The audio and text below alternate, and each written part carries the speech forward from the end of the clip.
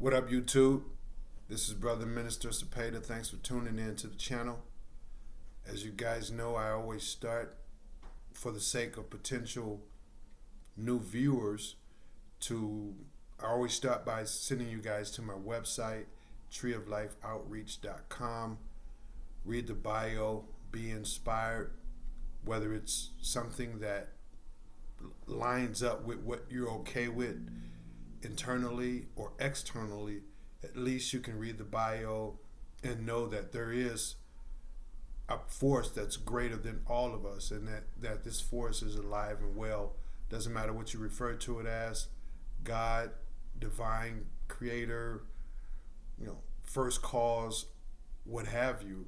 It is alive, it is well, it is doing very well, and it's still very relevant in today's society. If you believe in it, if you trust in it, it will help you. Just by reading my bio, you can automatically know that I didn't do anything to be worthy of it. So it helped me. I just want to be the best person that I can be, and whatever mistakes and errors that I made, regardless to how egregious they were, I was continually and constantly forgiven and given the opportunity to redeem myself through this beautiful power, through this almighty power. So read the bio, be encouraged, and familiarize yourself with me in the path that I've trodden, just to give you a bit more insight with regards to how I've arrived at the conclusions and the concepts and things of that nature that I have. And also familiarize yourself with the services that I provide, which are services of philosophical consultations, ISSA certified fitness training, youth mentoring and counseling, and inspirational and motivational speaking. So if you have any questions, my contact information is there. Contact me. If you know anyone that may be interested, perhaps you yourself, or a friend, a co-worker, maybe a group of people that's doing that kind of work, particularly with the inner city youth and motivational speaking that I do, the counseling and things of that nature for the youth in the inner city, all youth, but certainly I come from the inner city, so I like to put an emphasis on that as much as possible. But at the end of the day, it doesn't matter where you come from. We typically begin to really start our journey when we're around the age, that teenage times of explorations and just kind of getting out and finding out who we are, what we're capable of, and things of that nature. So that's why I'm so passionate about that. That's where my troubles begin, and that's where troubles begin for the vast majority of those who encounter troubles. So do that. This is a part 2 video to my how to nourish your mind video. I did an introductory video on that, and I want to follow it up with a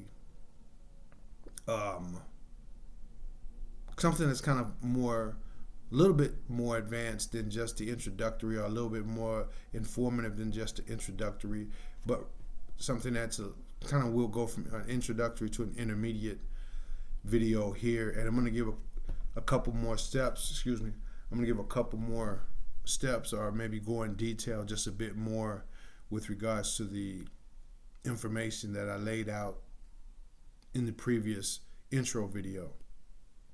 So again, we talk about why it's important to be mindful, why it's important to watch your mind, why it's important to learn how to control and still and calm your mind, how to direct your mind.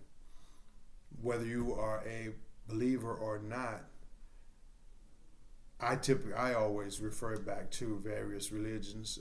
I've studied quite a few of them.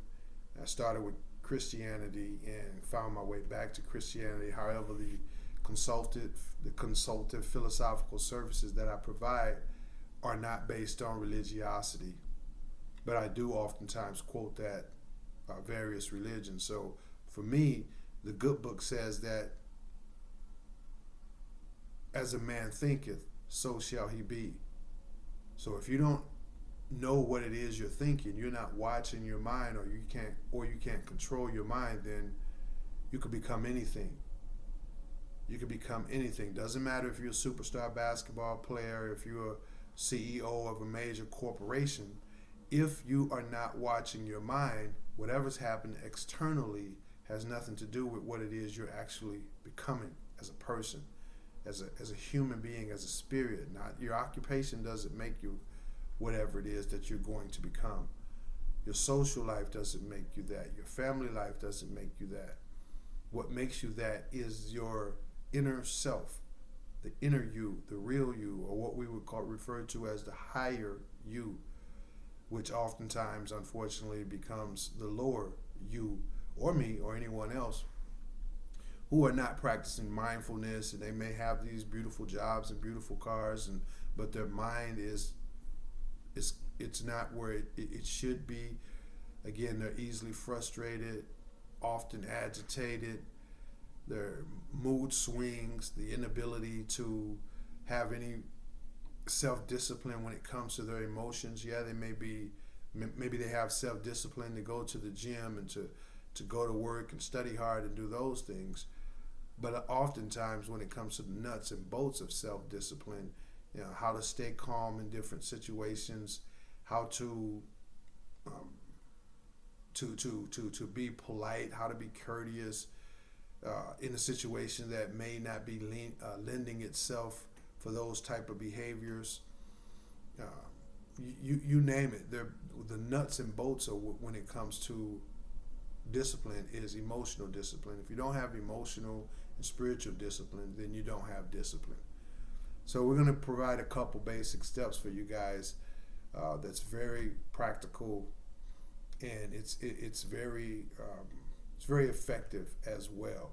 And I don't want you guys, I think I also mentioned in my other video about this topic, or on this topic, that don't be like the individual who says, oh wow, if a person can't control their mind, then there's something wrong with them. That person has issues.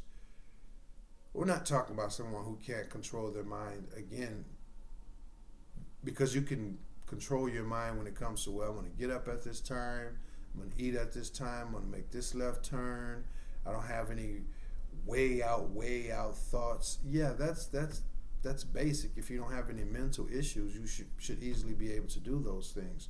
But we're talking about how to really actually control your mind when you want to control your mind, and not be walking around like, unfortunately, tons of people do, where, to give an example, the example I gave the other day, to where you can be in a situation to where you're sitting there and you're just chilling, minding your own business, or maybe working on something, and then you didn't realize that you had extremely poor posture, or perhaps your mouth was open or your face was frowned up, and then just boom, out of nowhere, you realize that wow, you were sitting there and your posture was terrible. That is what I'm talking about. You didn't have the mindfulness. You wasn't watching your mind to the degree that you could have been and perhaps should have been. Maybe there was a beautiful lady sitting over there, and you're sitting over there with your posture all jacked up and your mouth hanging open. Maybe there was a gentleman who was about to come up and be your knight in shining armor, but you're sitting there mean mugging and not even aware of it. So this is what we're talking about. So don't be like the person who said something to one of my clients, and my clients happened to speak with him about the fact that they were working on mindfulness, and kind of explained to them the basics of it. And the person told them, well, if anybody is like that, or they're going through that, then they have issues. They should seek professional help. So it's not the person who's wanting to work on these things that has the problem. And quite frankly, it's the person who doesn't know that they can afford to work on this. That's who has a problem, because apparently they're not aware of how their mind just, rips and runs, and it takes off on them. It's having conversations without them. And from time to time, they snap out of it all of a sudden and realize, wow, they're thinking about this when they intended to think about that. So you can practice this out. You can check this out for yourself. When you're driving to work, when you're in the backyard, when you're in the shower, it doesn't matter. You just decide, okay, well, look, while I'm getting dressed for work, my my attention is going to be, even though I'm getting ready for work, even though I'm showering and I'm mindful and I'm controlling all my limbs and I'm moving on with my day, I can't really focus on this big meeting I got coming up at 12 noon. So what I'm going to focus on while I'm getting dressed is getting dressed. I'm just going to focus simply on getting dressed. Every piece of article of clothing that I put on, I'm going to put my mind on that article of clothing. So when I'm putting on my shirt, my mind is strictly on my shirt. When I'm putting on my belt, my mind is strictly on my belt. Socks and so forth. When I'm putting these items on, that's where my mind is, doing this 5, 7 minutes, whatever it takes, 15 minutes for 30 minutes for some of you ladies out there. But however long it takes for you to get dressed, every item of clothes that you put on, you say, that's where my mind's going to be. And then you watch how many times you have to bring your mind back to that, because no, your mind is thinking about that business meeting at lunch. Your mind is thinking about, gosh, you got to hurry up and get out of the house. Gosh, you got up early, got extra time to kick back this morning. Wow, you got to call, Kathy and them. You were supposed to call them last night. Your mind is just running and running and running. And so this is a prime example of what I'm saying now. That analogy that I just gave, it may be very basic, but if you extrapolate that out, you can see how the mind is all over here. And if you're not aware of what you're thinking, you're not aware of what it is that you're becoming. So when we're out in society, or even when we're in the comforts of our own home, the mind is picking up on something over here. It's picking up on something over there. It ran over there. It heard this there. It thought about that over there. And the mind is just picking up all this different stuff, and it's flowing through your vessel. And a lot of it is being deposited there because we aren't doing anything. We aren't taking time out of our schedules to clear our minds, to calm our minds, and things of this nature. So it leaves a residue, and the next thing you know, you end up somewhere in life, not on your career. You obviously you're mindful of the external world, so not in your career, but just in life as a person. You end up and you go, wow, how did I end up here? How did I get here? And that's how you got there. So it's very important that we learn to watch our minds, and that we learn to calm our minds and learn the benefits of doing so, and be weary of the consequences of not doing so. So I wrote down a couple notes.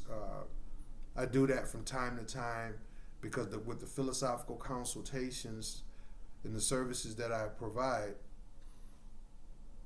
I can just give a philosophy on this, and then that philosophy will lead me to another, and the next thing to another philosophy, and I'm expressing this point of view. But I don't want to do that because I don't want to do that at this moment, because when I'm giving information and steps, I want to be very deliberate in the explanation of those steps. Okay, so I don't want to be bullet point this. So I wrote a couple notes, and I think the first thing, as previously stated, is that you have to learn to watch your mind. You can't control your mind if you can't watch your mind. And that the watching can oftentimes be the most challenging part of it all.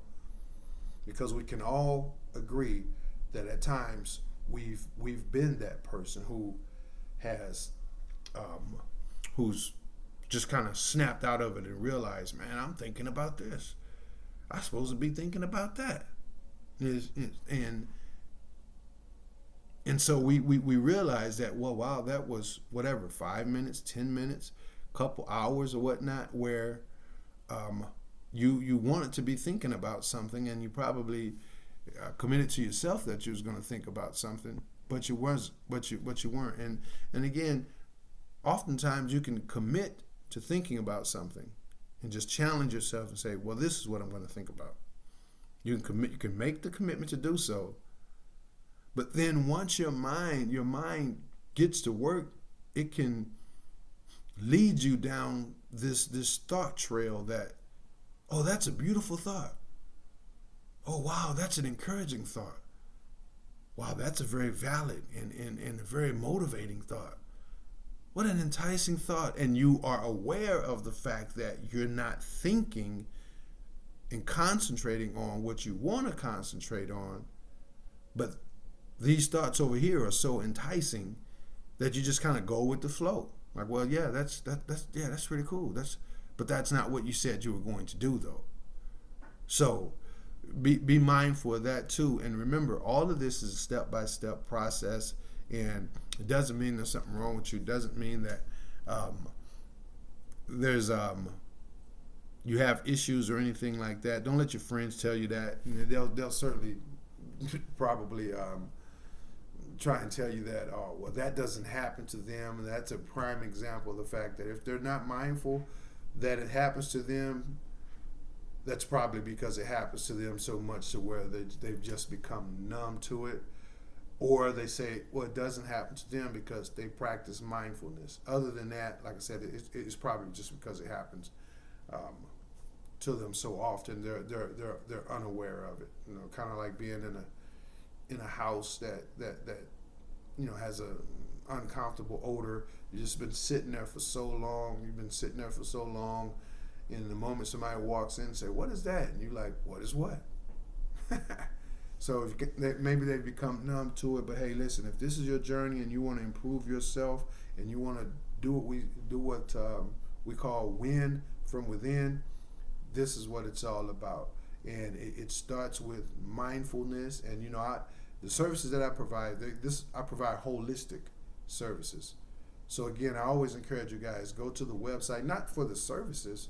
First and foremost, is for the bio, so that you can read what our Heavenly Father has done for me, what He continues to do for me.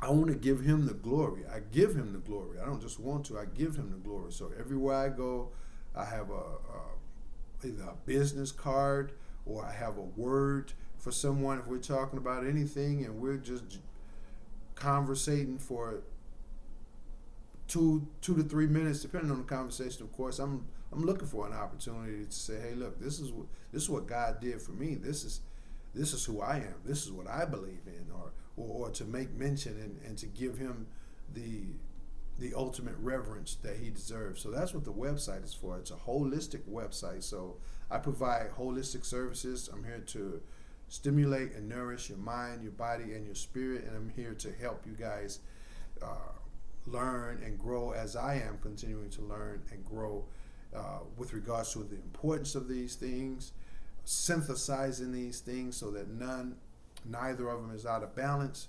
And I think this is really the way we were intended, the Creator intended for us to live and to be, which is to not be so caught up in our physical upkeep that we let our mind lack or fall out of control or fall out of balance. And the same thing with our spirit. We're very good at being mindful of things, and we're very good at watching and observing the mind, but still there's a negative spirit, there's a negative aura about us because we haven't initiated any spiritual practices to help us nourish our spirit. So that's what it's all about. It's a holistic ministry, and as I use that to transition back to my point, which is learning to watch your mind. That can be the most difficult thing, because once you're able to watch your mind, then all the other steps become that much more easier, that much more comfortable when achieving.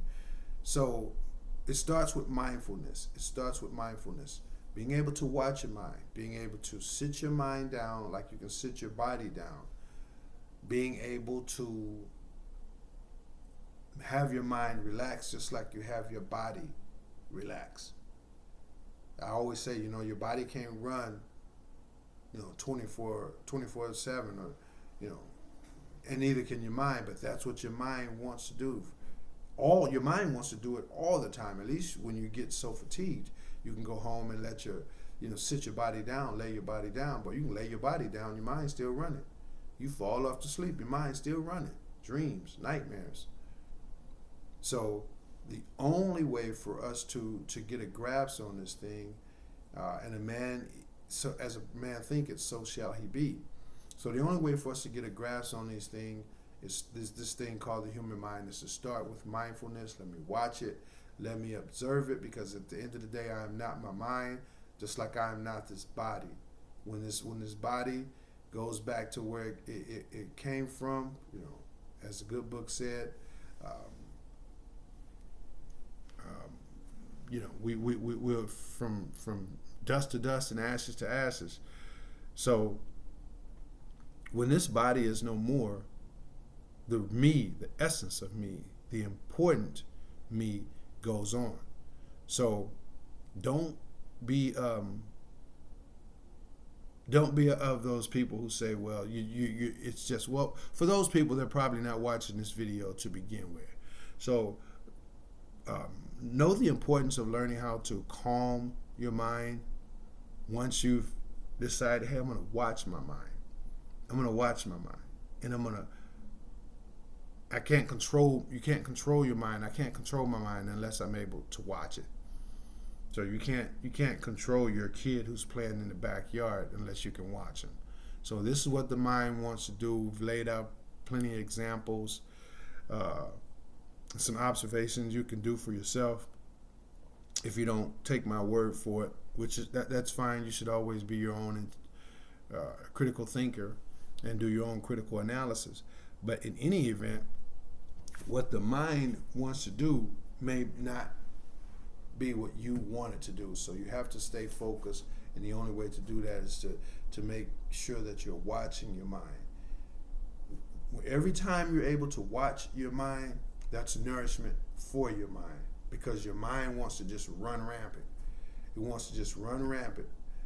And again, we're not talking about externally. Yeah, you can sit your mind down externally and focus on the things that are external and do your computer work and zoom in on whether it's hitting a speed bag or whatever it is. Yeah, that's fine, and you need to be able to do that.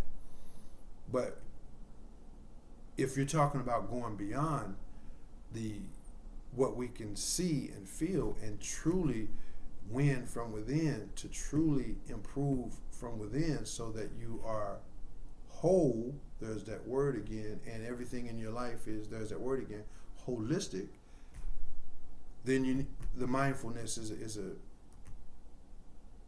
very big part of that. So learning to watch your mind, learning to sit it down, learning to calm it down. You can only do these things by watching, because you want to sit your mind down as if it was your body. Say, hey, look, sit here. You're just going to sit here. And I'm going to think about the task at work, and I'm going to think about the play after work, and I'm going to think about all those things, here in just a bit. But for now, you're just going to sit here.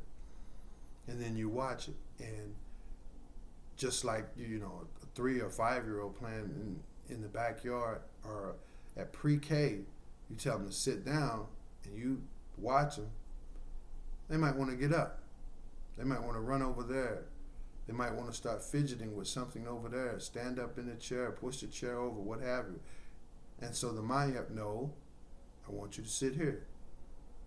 And the only way you're going to be able to do that is to be constantly watching your mind. And you can start this process as often as your schedule will allow, through your daily activities, work, even play, leisure time, what have you, where you can just sit down and say, boom, what am I thinking? Let me check in with myself. What am I thinking?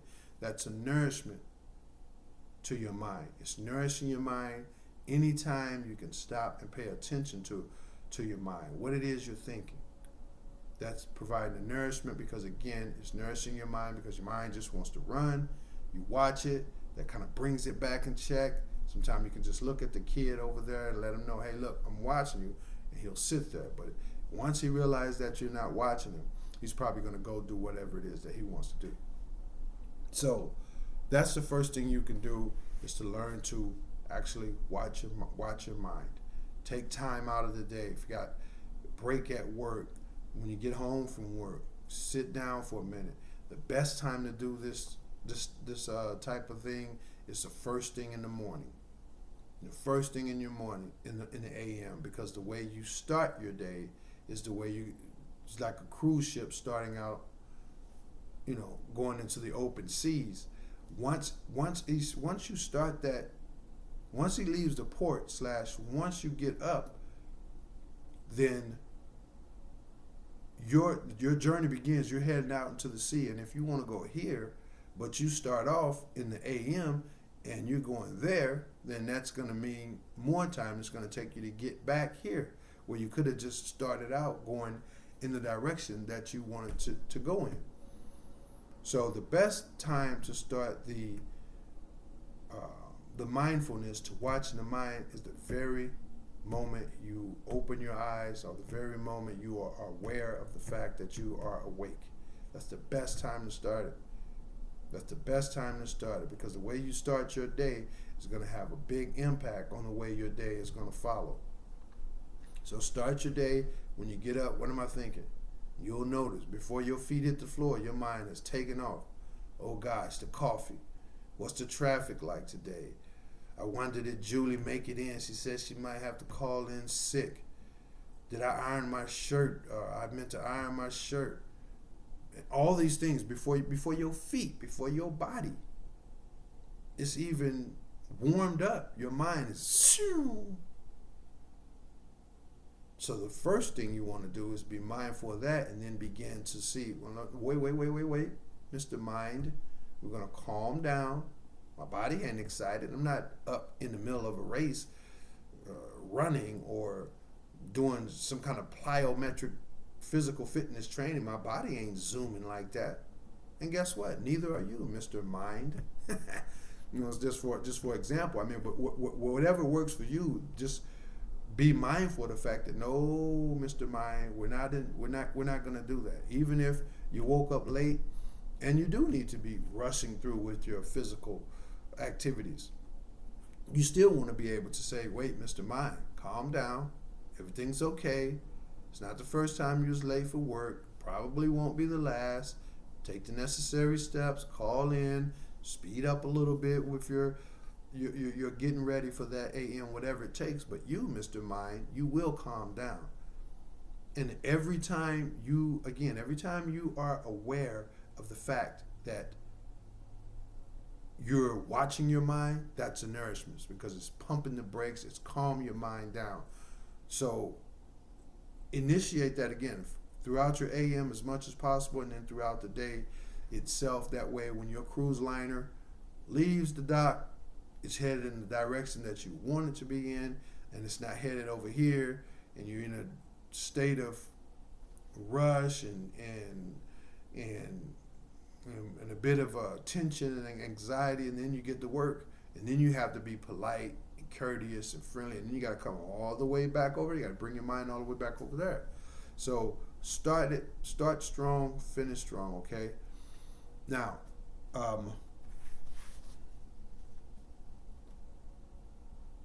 the other thing we're going to talk about, I think this is the other video that I'm going to make. Now, the other thing we're going to talk about is what can help you calm your mind. Again, watching your mind is nourishment, because it's going to pump the brake, and it may not necessarily, I think I said it'll calm your mind. It may not necessarily calm your mind, but it will provide your mind with some calming effects, because the kid isn't just running around anymore. At least you've grabbed his hand and say, hey, listen, calm down. But he may be still wanting to do some other things. Maybe he's pulling away. Maybe he's just stopped physically, but his mind and the things that he's focused on are still ripping and running. So what you want to do then to actually calm your mind, there's a couple basic and very practical steps that you can take to actually calm your mind. And one of the things you can do is to whatever works for you, but obviously something, say, like I'm a huge fan of nature. So you can go out in nature and have a seat. You can stand if possible. You can take your shoes and your socks off and just put your feet in Mother Earth and just be mindful of the effects of that. That's a beautiful and calming experience. You can also just ground yourself in that moment, the sights, the sounds, the smells, particularly and especially if there's any running water. Running water has a very soothing effect on the mind and the spirit. If you can get out into nature every single day, that'll work wonders for you, I guarantee you. And that's whether you are a person that's into nature or not, because nature is going to do nature regardless to whether you're very fond of it or not. You can get out into nature, listen to the sight, watch the sights and things of that nature, and that will certainly help you calm your mind. Nature tends to calm your mind by itself. This is one of the situations where you don't have to put any effort into it. So like mindfulness, obviously that takes effort, but nature's going to do nature. Nature's going to have the effects on you and me and everyone else, whether we like it or not. If it's cold outside, you're going to be cold. If it's a nice, calm, relaxed environment out there, then you're going to be calm and relaxed. So try nature. That's one of my favorites. Obviously, the soothing and relaxing music. I don't smoke or drink, but a lot of my clients do. So if you're okay with smoking a cigar, having a glass of wine, and listen to some calming, relaxing music, beautiful for the mind. Beautiful for the mind. Let that soothing music get in there, and sometimes I personally and I recommend to some of my clients as well. You can go on YouTube or actually go to the store and buy DVDs where there's just nature sounds, with the birds twerking and water running and different outdoor sounds that's just beautiful and that's just relaxing. Put that on and just kind of relax and calm the mind there, then and there. And again, this is nourishment for your mind. This is nourishment for your mind. Remember, the body is the slave of the mind. So if you can get your mind to do certain things and to perform the way you want it to perform, then however well you're doing in your physical endeavors, whether they're physical sports or just working on a computer all day, or whatever you're doing externally in the physical world, whatever your body needs to do, sit up straight all day or be on a computer all day, or you're an athlete and you need to train for vast time for a lot of hours a day, whatever it is, if your mind can be where you want it to be, and the better your mind is, then the easier it is for your body to follow. The body is a slave to the mind. So that's a technique that you can use. We got the outdoor sights and sounds of nature. We got the calming and relaxing music and meditation. Meditation. I'll touch on that just here in a bit. But this, again, all this stuff is nourishment to your mind. It's nourishing your mind, because if you're not nourishing your mind, it's out there, it's in traffic, it's a go-go, it's a fast-paced world, it's a speed 'em up, let's get it done, let's multitask type of society that we're living in now, and no one's watching the mind. And we need to correct that. This is why the rise in all the different stuff, ADHD, you name it, some of the other psychological illnesses, all this stuff is on the rise in our society, and it's because we've adapted this hustle and bustle. Let's go, let's multitask. What can you do? Let's do this faster. That's after that. What's next? Type of approach. And the mind is just being constantly overworked. So anytime you can take either of these steps, I would encourage you to do so. It's nourishment for your mind, it's nutrition for your mind, and again, the body is a slave to the mind, so you can see the benefits of that there. Also, one of the things that works excellently for me is pet. Like, I'm a huge dog lover.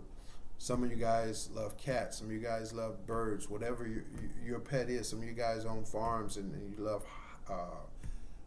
horses and different things of that nature. If you are a pet lover, that is another excellent way to calm your mind.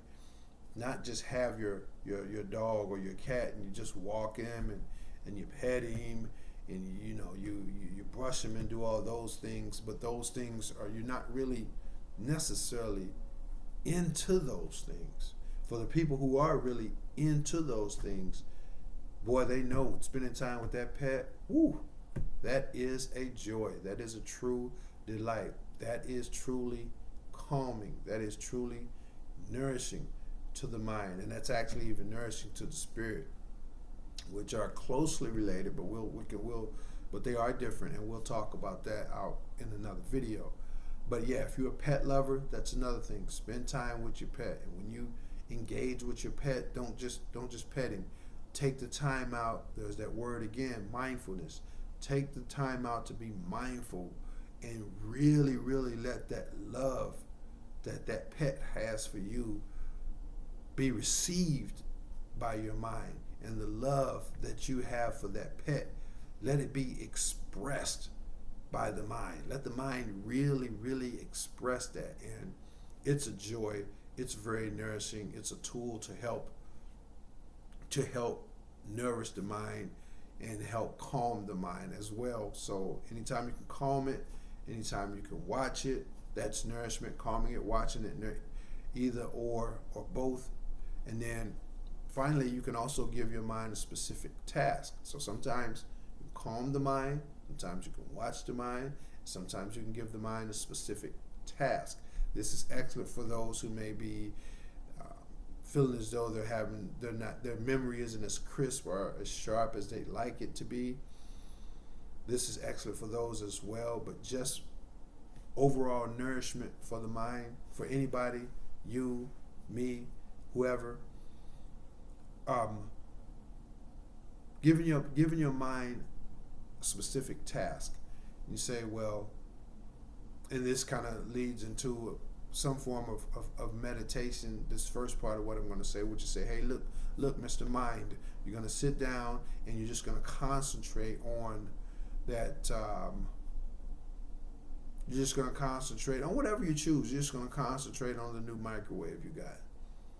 You're just going to concentrate on the new brand of soap you're going to try out. Whatever it is, whatever it could be something extravagant, it could be something minute, doesn't matter. Whatever you decide that you're going to put your mind on, that one thing, and you sit your mind down and you said, look, we'll use the child or the young adult analogy or what have you. Hey, look, you're going to do your homework. You're going to do this math problem right here. So you got to add this math problem. You have to add, subtract, do all these things, but you're only going to do this math problem right here. That's it. And you tell your mind, this is what you're going to concentrate on. This is what you're going to focus on. And that's it. And you sit your mind down and you have your mind just focus on that. And once you realize that your mind is off running somewhere, that right there, the moment you realize it, that's providing nourishment, because again, it gets your mind in check, bring it back to where you want it. Nope, I said I'm only going to think about the new microwave, how good that felt. That's all I'm going to think about. And be mindful of the fact that your mind it'll try and trick you. Your mind will literally offer you thoughts and situations and things of that nature that may be very important, may be very exciting, but that's not what you committed to yourself that you were going to concentrate on. You said you were going to concentrate on the microwave. So bring your mind back into it. Wow, that is a good thought. Yeah, I do have to do that. Nope. Microwave. And this is the beginning stages of meditation. It's actually a form or a type of medication. A type of meditation. So be mindful of that, and you can provide your mind with a task, and every time you provide your mind with a task and you're able to see that task through and be aware of the fact that you're not doing as well on it as you want it to, then you can pull your mind very gently back to where you want it. All that's nourishment for the mind, because if you're controlling your mind either through calming it, watching it, relaxing it, or giving it a task, that's nourishment for your mind, because it's showing your mind that you are not your mind, but you are in control of your mind. You're the higher you that's experiencing this human form, and just like you're not your body, you're not your mind, and you want to be able to control your body, and you want to be able to control your mind. So every time you control your mind by either of these steps or these processes, that's nourishment for the mind. And boy, we all can afford some more mental nourishing, particularly, like I said, given the state of our society where the mind is just being overworked. And like I said, sometimes you go to sleep and you realize your body rested, but boy, your mind was up all night. So you got 8 hours of sleep, but you woke up drained. So let's avoid that. And let's see, ultimately, and yeah, just a different activity that you can give your mind. You can give your mind a task, like I was getting ready to say, that's excellent for those who may feel as though their memory isn't as sharp as they want it to be. Their recall isn't as crisp as it once was, or maybe it never was, or maybe it was always, but they'd like to improve on it. You can sit your mind down and give it a specific task. Let's say, for example, you're going to put 5, 7, 10, 15, whatever works for you, 2 items in the house, and you're going to put them in a certain place in a certain order. So you're going to put the notebook on the refrigerator, you're going to put the coffee pot in the cupboard, and you're going to put the gloves on the cabinet. Okay, now what did I just say? Right, mindfulness. Now because you heard me say that, you probably grasped it even better than I did. So you're gonna put the gloves on, the cabinet. And which order did I put it here first, or did I put it here second? Did I put it there second?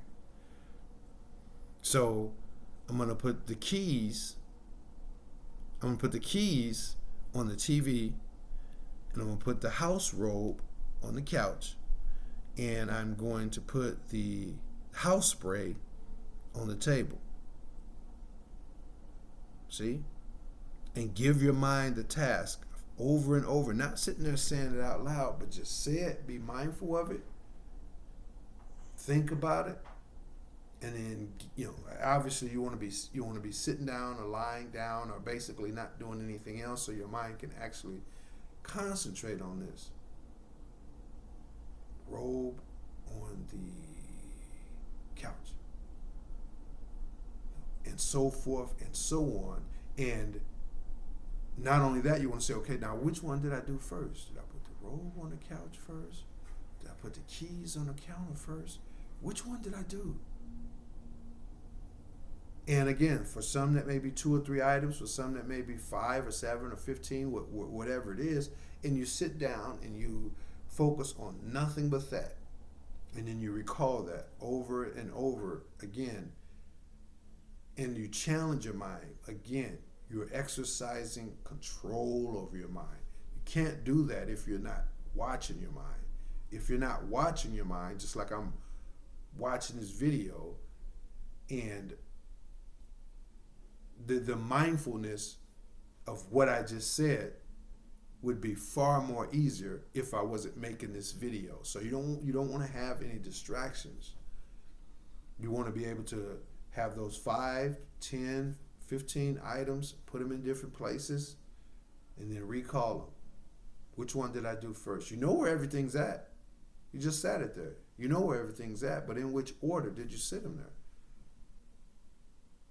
Sit there, go over that, take a few seconds, go over it again. So you can assign your mind with a specific task that may involve the physical realm, that the outer world, if you would, but it requires you to be conscious and cognizant of the fact that this is what I'm thinking about. So those are some steps that you guys can take that can help you guys nourish your mind. Okay? And we can all use it. I want to thank you guys for watching.